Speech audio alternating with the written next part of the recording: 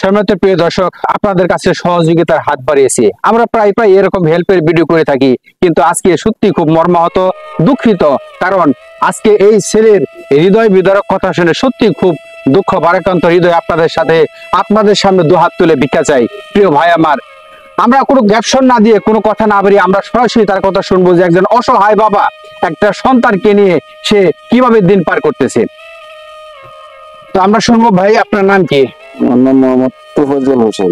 দেশে বাড়ি কোথায়? দেশে বাড়ি ময়মনসিংহ, ফুলপুর থানা, ভাটখান্ডি গ্রাম। আচ্ছা, কি হয়েছে আপনার ছেলের? আর ছেলের চোখে প্রথম টেস্ট করার পরে ধরা পড়ছে চোখে টিউমার হয়েছে। ডাক্তার পরীক্ষা নিরীক্ষা করে বলছে চোখ এটা বাদ দেওয়া লাগবে। পরে বাংলাদেশ চক্ষু বিজ্ঞান ইনস্টিটিউটে অপারেশন করে অনেক টাকা খরচা করে ওই চোখটা ফেলে দেওয়া হয়েছে। পরে আবার পরীক্ষা নিরীক্ষা করে ধরা পড়ছে যে টিউমার চোখের ভিতরে আরো রয়ে গেছে। আস্তে আস্তে এটা ক্যান্সার পরিণত হয়ে গেছে। ক্যান্সারের চিকিৎসা মহাখালী ক্যান্সার হসপিটালে দীর্ঘ 14 মাস ধরে চিকিৎসা চলতেছে। এখন এই পর্যায়ে আইসা আমার আর চিকিৎসা করানোর মতো আর কোনো ব্যবস্থা আমার রাস্তা আমার সামনে খোলা নাই। একটা চোখের থেকে আরেকটা চোখে এভাবে সরে গেছে। একটা চোখে এই যে চোখটা, এই চোখটা কি পাথরের চোখ? পাথর, এই চোখটা পাথর। দেখো তো বাবা, দেখো তো। সে দেখে না, এটা দেখে না, না এটা সে দেখে না। এখন আপাতত একটি চোখ দিয়ে সে দেখে। তাই আমার আল্লাহর কাছে যে আল্লাহ পাক যেন ওরে একটা চোখ ভিক্ষা দেয়, একটা চোখ দিয়ে যেন দুনিয়াটা দেখে চলতে পারে, খাইতে পারে। এই একটা চোখ বাঁচানোর জন্য অনেক সবকিছু শেষ করে ফেলছে আমি, ঋণ দফা এই সেই সবকিছু করছে। এখন আর কোনো রাস্তা নাই। এখন যে চিকিৎসা করবো নতুন করে আবার সব চিকিৎসা করাতে হবে। ডাক্তার এখন কি বল? ডাক্তার কি আশ্বাস দেয় আপনাদের? ডাক্তার আশ্বাস দেয় ওরে ভালো চিকিৎসা করালে ওর একটি চোখটা বেঁচে বাঁচতে পারে আর কি। এই কেমো কতদিন যাবো? কেমো দিতেছি তো জানুয়ারি ফেব্রুয়ারি থেকে কেমো শুরু। কেমো দেওয়ার পরে দিচ্ছে রেডিওথেরাপি 26টা। তো ডাক্তারের যে কেমো দিছিল তাদের সেটা কি কমপ্লিট করেছেন আপনারা? একটা মানে ডে কেয়ার একটা কেমো বাকি আছে, আর সব কমপ্লিট করছে এই পর্যন্ত। আচ্ছা, তো আরেকটা হইলো তো আপনারা তাদের যে প্রথম যে এটা শেষ।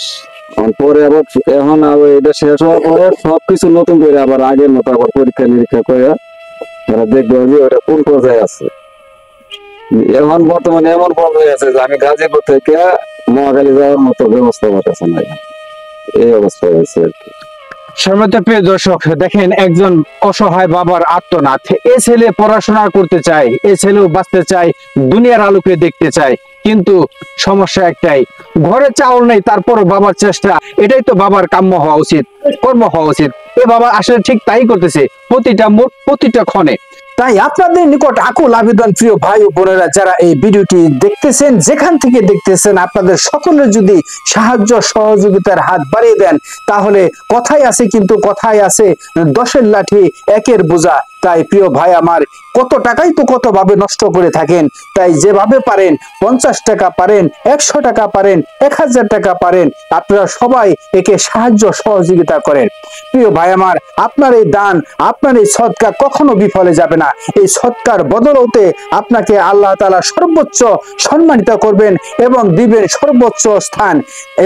আল্লাহ আপনার প্রতি সহনশীল এবং সহানুভূতিশীল হবেন। প্রিয় ভাই আমার, আপনার একটু সহযোগিতার কারণে এই অসহায় শিশুটি আবার দুনিয়ার বুকে বেঁচে থাকবে, এই সুন্দর ত্রিভুবন আবার সুন্দর দুনিয়ায় দেখতে পারবে, সেই প্রত্যাশায় কিন্তু এই দুঃখী মা এবং বাবার। তাই আপনাদের কাছে আবারও আকুল আবেদন জানিয়ে, আপনাদের প্রতি সবিনয় আকুল আবেদন জানিয়ে আপনাদের কাছে থেকে বিদায় নিচ্ছি। সবাই ভালো থাকবেন, সুস্থ থাকবেন এবং সুন্দর থাকবেন।